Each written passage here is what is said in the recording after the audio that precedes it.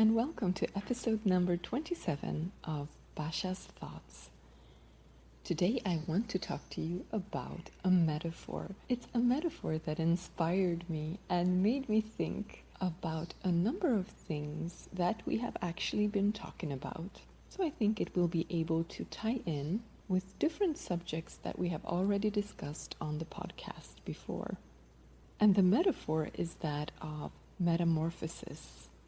It's about a fundamental transformation, a transition that changes how everything works. And it's something that I heard Daniel Schmachtenberger talk about, and I resonated with it a lot. And so I figured, hey, I wonder how far I can take that metaphor. So let's play with it a little bit. If I understand it correctly, in Daniel Schmachtenberger's description of it, he feels that we are at a stage where a metamorphosis is going to take place or could take place. And he talks about it as a phase transition, so like water going from ice to a liquid state or from a liquid state into a gas. It's still water, but it's very, very different. Its properties change significantly. It's something similar to when a baby is going to be born. Before the baby is born, it lives like a parasite. And if it were to continue its existence in the same manner, it would kill the mother and itself. So there needs to be a big change, the birth of something new. A transition, and the metamorphosis is an interesting example of that. So in order to be able to talk about this metaphor, let me start by explaining how I see the metamorphosis of a caterpillar into a butterfly. The caterpillar is a ravenous creature. It eats leaves primarily, perhaps, and looking at it, it might not look like a very kind, thoughtful, empathic, useful being. It's this selfish little creature that just wants as much as it can get for itself, and so it grows, and it wants to grow, and it eats and grows. As it grows, it actually goes through different cycles. But if I understand it, there's actually a hormone, ecdysone, that becomes active at different stages. And so when there starts to be a crisis, when the ravenous caterpillar becomes so big that it cannot fit into its own skin, it actually grows a new skin. So it sheds its older skin and it grows a new skin. And it goes through this kind of cycle a couple of times, maybe some 5 times. Finally, it goes into the stage of metamorphosis. Now, when this happens, the hormone becomes active again, but then something else happens, and it's the following. There's another hormone, the juvenile hormone, that has been active throughout its life as a caterpillar. It now starts to diminish and disappear. And this is what makes it possible for the metamorphosis to take place. You see, inside of the caterpillar, there are these sleeping cells. They are stem-like cells. I think they're called imaginal discs, but they are kept asleep. Their potential is all asleep due to the presence of the juvenile hormone. So the juvenile hormone keeps them in check and makes sure that they do not become active. But as it disappears, when the metamorphosis takes place, the other hormone lets loose the digestive enzymes. And so the caterpillar basically becomes a soup of digestive enzymes working on all of the different parts. And so it basically becomes a soup of parts. And now these stem-like cells, discs actually, start to awaken, and they take control of everything and make sure that everything is built properly and the butterfly can arise.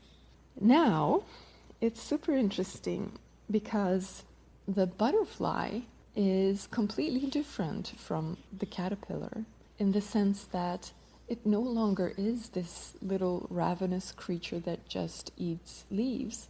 It doesn't even eat leaves. Now, all of a sudden, it becomes this beautiful creature that actually helps pollinate all the different plants.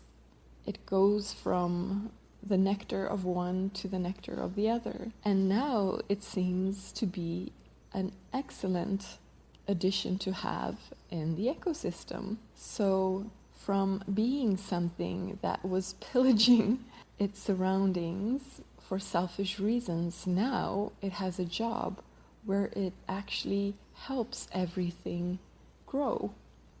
That's kind of nice. And this is, in a way, I think, the purpose of metamorphosis. See, this way, the butterfly is no longer in competition with its babies. They inhabit completely different types of ecosystems. All right, so this is just a short description of what metamorphosis can look like in a caterpillar and a butterfly. But how does this relate to society? Well, in the last episode, we spoke a little bit about empires. And in society, whenever we have a long period of really hard times and it's difficult to survive, people form groups because it's easier to survive in groups. They form not so big groups, and in these small groups, it is beneficial to have different types of virtues. If you start stealing and cheating, everyone will know in the group, and it will not be of benefit to you in any way. And so there are different types of ethical conduct that become important and used in these societies. What we've seen across time is that these groups of people sometimes then want to continue to grow, and so they might, in some cases, attack other societies where there are more resources. And this is often the beginning of how an empire will start.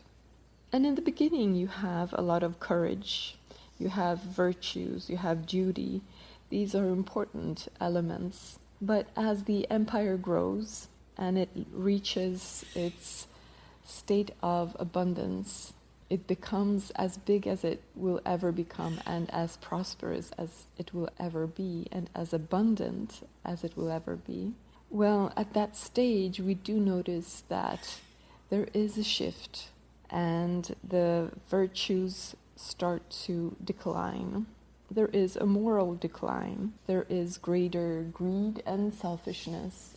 And over time, we also see how, for instance, we see this right now, universities, knowledge, when it comes to learning. People do not learn because they want to know things and they want to learn. People learn so that they can get a degree and get a job and get money. And one of the key issues is this selfishness and what power does to the people and to the system. It's not necessarily what it does to one particular person, because there can be people who are so steeped in their virtues that they never do become corrupt. But over generations, this corruption does take place.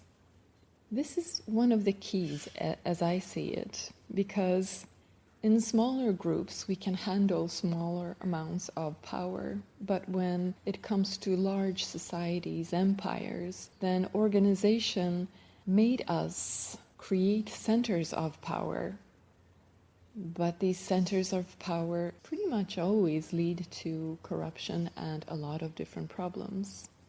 This is something that we have seen in empires, and then we have the decline of the empire. We have so in the beginning we see a little bit of moral decline, that becomes stronger and stronger. And then as the pessimism within the empire sets in, we do see a lot of unrest. And when we have moral decline and then we have a lack of opportunity to expand, there is no more abundance, and people start feeling bad because of that, and crisis ensues. Well, at that time we have greater separation, we have greater fear, more pessimism, a lack of meaning. Nothing really matters anymore because you cannot really trust anything. Everything is corrupt. Everyone is corrupt. And you start seeing the corrupt people around you, who is trying to use whom for what purpose, what kind of agendas do all of the persons have around you. And people in general feel bad. And there is injustice, there's great injustice, and they feel angry about it. And in our society, we see the tech, for instance, hijack dopamine and lead to limited ability to focus and shorter attention spans, which of course lead to an inability to process complex issues, which of course make it difficult for us to make wise decisions when it comes to complex issues and when it comes to systemic influences, for instance. And it becomes difficult to understand what actually matters, what should I be focusing on, and you don't really see a sense, a meaning, because nothing is really working well. So you cannot really align with it. You don't feel loyalty with anything. You wouldn't sacrifice yourself for your country because it's all corrupt anyway. And so the pessimism abounds. And we see a lot of this now. And there is a polarization as well. So there's no one view of the world that everyone could agree on. Our media help us polarize so that we see one thing or maybe even the opposite of it, and that is our reality. And so everything becomes a lot more separated. There's greater fear again. And we do see this right now in our society because we are at the fall of an empire. We cannot really focus on what matters. I mean, we do things like we put tremendous focus on things like trying to come up with new genders, for instance. In the past, you could see things like empires going through internal civil unrest and civil wars, basically, and not being able to focus on an enemy from the outside that was basically just taking them over. So they were not able to unite. So it's difficult to unite. There is a revolutionary type of feeling, but it's difficult to unite with purpose because you cannot really grasp the whole issue and understand what is going on and make sense of it. So there is senseless violence, and we see those movements right now as well come up. All right, so in these times of the collapse of an empire or pre-collapse of the empire, it is really interesting because there seem to be also more saints. And I wonder if it would be possible to in any way measure the density of awakened, truly awakened individuals. These are few and far in between. And we could say that perhaps some of the saints were these types of human beings, and the saints we have written more about and registered, while just awakened individuals might be much more difficult to find in history and to graph their densities. But it appears that at least the saints seem to pop up more in these times. So when we do have a lot of fear, separation, pessimism, lack of meaning, and so on, that does seem to push us in the other direction, like a pendulum. So it gives us the desire for something different. No more fear, no more separation. I want meaning. In a way, what we're going through will be like a flame that will fuel a transformation. But when we look at the past, it hasn't fueled a mass awakening of the whole population. That has not really happened as we know it, at least, what we know from history. I look at this as popcorn. So imagine that you have a saucepan with a lot of corn in it, and then you have a flame underneath. If the flame is very small and in just one particular part, maybe you will actually pop a popcorn or two, but you need a lot of fire in order to pop all of them. So the popcorn is this illumined individual. So, okay, that's another metaphor. But let's go back now to our metaphor of the metamorphosis. If we are going through this regular decline and fall of an empire, that's okay. But what is there that indicates that maybe this is actually the stage of metamorphosis and not just the fall of an empire? Because we've seen many of those. Oh, and it's interesting to point out, if you look at the different empires, it's actually quite useful because often you have one empire and that empire will have certain types of traits, characteristics that it will share within the empire. Then it falls. Then another empire with some slightly different characteristics will appear. And then they become widely known and used. And so as you go through the different types of empires, you go through the different types of characteristics and you get knowledge. You learn a lot. Another interesting part here, just to go back to the caterpillar, is, did you know that the caterpillar can actually learn things? Then it becomes soup during the metamorphosis, and then as the butterfly, it can actually remember things that it learned. That's pretty amazing. Okay. Anyways, so it looks like we have gone through a number of different empires, and we have indeed actually learned different things from the different empires. But what is there to indicate that right now we might be going through a metamorphosis? Well, what is different now? Indeed, now we have reached the end of global resources. We cannot grow anymore. We might have been able to devastate a piece of land, but now there are not so many more pieces of land.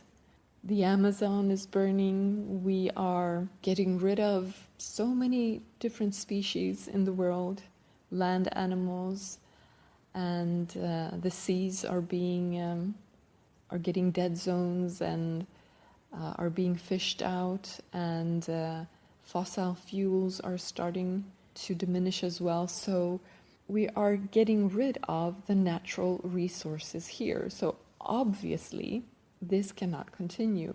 Just like the baby inside of the mother cannot continue growing past a certain stage, it's just not possible anymore.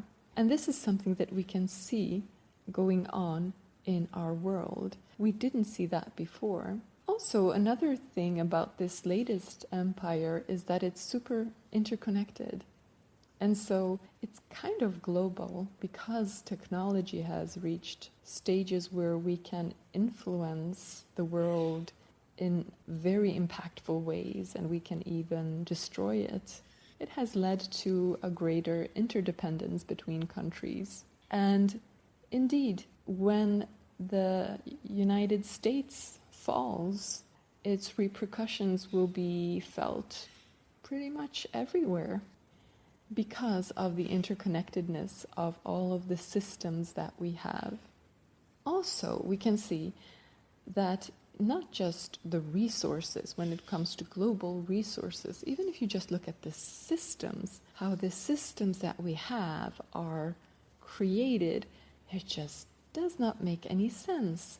It's not possible for them to continue. How money works, and so on, so many more things. And this idea of always wanting to compete against someone else, we talked about this when we talked about the perpetual abundance society and the idea of looking for win-win situations and not win-lose situations. Our systems are built on the win-lose scenarios. So we can definitely see that because of its sheer size and because of how it is created, this system cannot continue. So something definitely needs to happen. And this is why this might be the time of metamorphosis. Okay, so if this is so, well then, here's a question. In the caterpillar, in order to create a metamorphosis, there was the juvenile hormone that started to decline. Do we have an equivalent of that in our society? Can we find an equivalent for that and see how that might work? So the juvenile hormone was keeping the potential of the butterfly in check, right? It was keeping it asleep. It was preventing it from awakening. Yes? So, what prevents us from awakening? We know that we all have the potential for becoming saints, becoming awakened.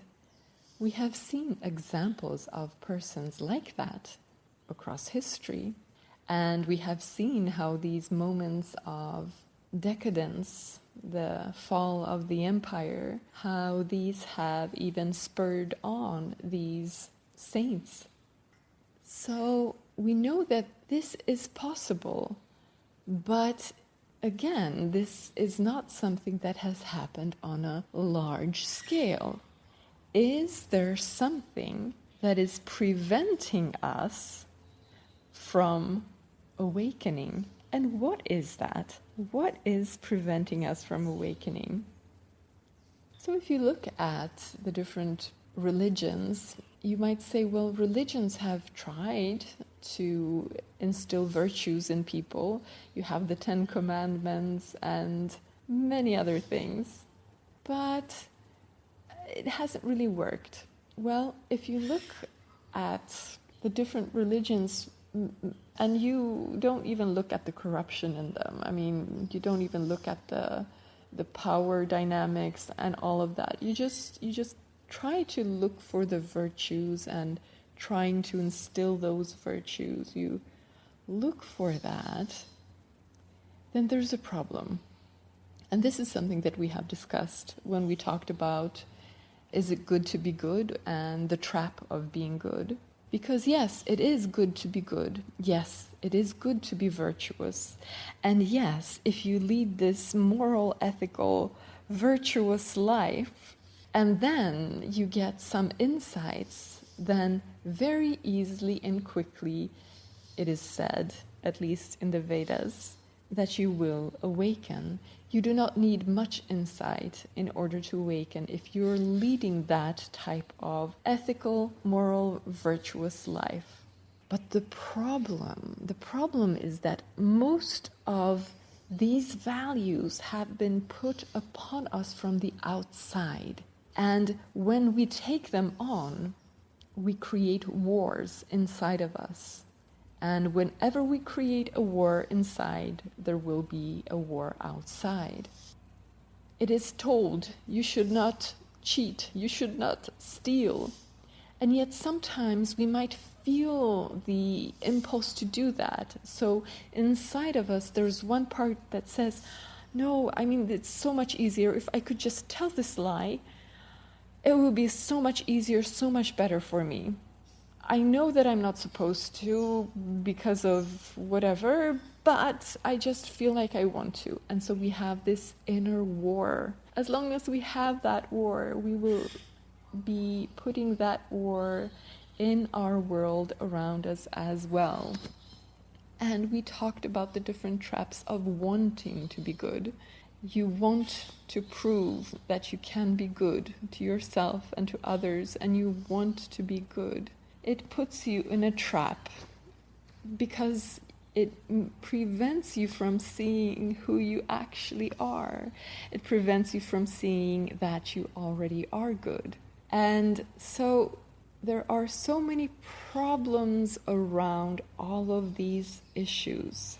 So if you were to lead an ethical and moral life without the inner struggle and then get insight, well then yes, you might be awakened. However, we have always had these inner struggles inside of us. And again, let's ask the question, what is preventing us from awakening? What is this juvenile hormone? An answer to that is misidentification, misinformation. We identify with parts, with things, with certain types of personalities, with certain traits, with our body, with our work, with our ego. And when we believe that this is who we truly are, then of course we generate all kinds of fears, as we already talked about in previous episodes. And so, at the basis is misidentification. So as long as we do not know who we truly are, we remain disconnected. And we will have all of these incentives, inner incentives to cut corners and to compete with each other instead of trying to create win-win situations. Because we will be seen as a little part, and now we want to make sure that this little part that we are is going to get all of the advantages that it deserves, even when it comes to taking these advantages from other parts. And so it is this misidentification that is at the core that will, as long as we have that misidentification, we will have this incentive of creating competition instead of win-win situations. So in order to create the metamorphosis that we're looking for, in order to move away from separation and fear and lack of meaning, we need to create this inner shift. But how? Not by imposing virtues, saying these are the 10 commandments, you must follow them. You cannot put them from the outside upon a system that believes that it is a little part. It does not work. You need to make the little part realize who it actually is. Like the little drop that becomes the ocean. As long as it feels that it's a drop, it may be even fearful of the ocean. But then as soon as it unites with the ocean, it is the whole ocean, and it realizes it. So, we have already looked at some differences. What is actually different right now? And we know that the resources are scarce and we need to make a change. But there are actually some other things that have happened and are quite useful for us. You see, when the caterpillar goes through metamorphosis, it can only do so at a particular stage. If it's too small, it will not be able to change. There won't be enough little pieces in the soup to be able to create a butterfly. And so the caterpillar has to go through this ravenous stage and the 5 different stages and learn along the way. And only at a particular point can it go through metamorphosis. Only when it possesses certain tools or certain parts. When it's big enough, it has enough building bricks in order to create the caterpillar. And so right now, we have actually reached a stage when it comes to our technological evolution that is pretty unique, because now, for the first time ever, we can do certain things that nobody has ever been able to do in our known human history. One of the keys is that we have, for instance, the ability to organize through autonomy now. So we do not have to activate that phase where we have centers of power that then lead to corruption. Through a couple of generations, they become corrupt. The whole system becomes corrupt. So now we can organize not through hierarchies of power and extreme power, but we can now organize in different ways that go through autonomy instead. Also, we have enough technology that we can actually use automation in a completely different manner, so that we can create a society where we don't have to slave and work in order to be able to just survive. So we see that is actually something that's going on in our current society, and we see that there are forces that are driving this, because in the current situation, if a country or some market wants to be able to survive and actually thrive in the future, and we do see that fossil fuels are starting to diminish, well then we need some kind of renewable energy. And when we have renewable energy, then we can produce things at lower costs, and we can reach a level where we have almost zero marginal costs. So every new thing that we produce will be at almost no cost for us. We see countries like Germany and China, for instance, invest a lot in renewable energy and in this infrastructure that will allow for the communication between all of these new technologies. And this is something that the countries see as a necessity in order to be able to thrive in the future. So we already see some of these forces taking place. Of course, the whole society will have to shift. All right, so again, going back, what is preventing us from awakening? What is this equivalence of the juvenile hormone? What can be different now so that we become more aware of who we actually are? So that we can identify with our real essence and not with any particular perspective. And so that we can thrive in a peaceful and abundant society. Technology. So the technology is here. It's not assembled. It's not totally assembled, but it's already here as the pieces of the soup in the caterpillar. We already have all the pieces that we need in order to design it.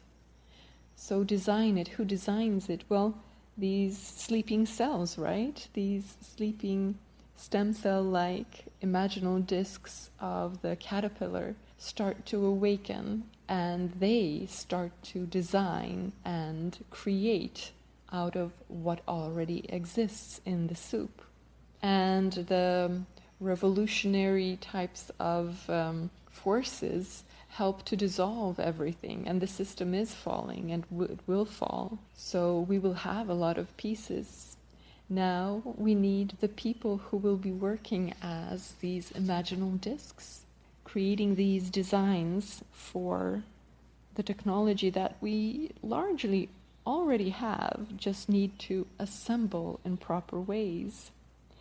And we need the technology to help us work with our nature, to create positive feedback loops of impact, to create a downhill type of situation so that it becomes easier for us to follow our highest excitement, to follow our highest ideal of creation, and so that we can see how what we do impacts others positively and others can see that, and so that this can grow. And the automation part of the society would provide us with the basic necessities, so that none of us have to slave over things that are not aligned with our highest excitement. So the technology soup is there. And there's one more part that I think could be very useful, and that is to have science move beyond its materialistic vision. The age of enlightenment might have been seen as something where before you had a lot of superstition and that was just silly, and now you had real science, you had real progress, you had real rational thought that was coming in, and that made all the difference. And I think that is good, and we do need to be able to think rationally and make wise decisions and be aware of complex ideas. But I think that we are also ready to move beyond some parts of what was the basic premise of it, which was materialism in terms of science. And one of the reasons why I think it will be very useful to move beyond materialism is, one, of course, it will open up completely new technologies and new ways of using it. But number two, by doing that, I think that it can help a lot of people actually see who they are, see that they are not a bunch of cells, or that they are not some particular identity. Because often in society we tend to believe in science in some sense. We believe in it, saying that, well, this is of course true. And now if we have a system that we believe in that sense, and is factual, and yet it tells us and it shows us that materialism is only a limited perspective that can have only limited applications, and we are actually beyond that. Well, if science starts showing us this, then I think that it will also be helpful in this transition from misidentification, misinformation of who we are. So I'm not sure what the juvenile hormone equivalent is, but I can see that new technologies, the application and wise design of these technologies, as well as the negative parts right now, the fear, the separation, they can all help us, motivate us to look for something else. And if science will accept that materialism is only one part of it, well, then that, I think, can also help us become more identified with who we truly are and more connected as a consequence of that. So, trying to sum everything up, I really enjoyed the idea of thinking about metamorphosis and our society going through a metamorphosis right now. I do see that we have reached the limit in many different ways, and I do see that we have also reached new heights in terms of technology, for instance. So we have evolved in a way that we had never evolved in before in known human history. And so with these tools as our soup. I believe that we can design systems that can work around win-win situations, which are the only types of situations that would work in the long run for the future. And I can see that the problems that we're facing in society can be useful in motivating this change, as they have been in other instances.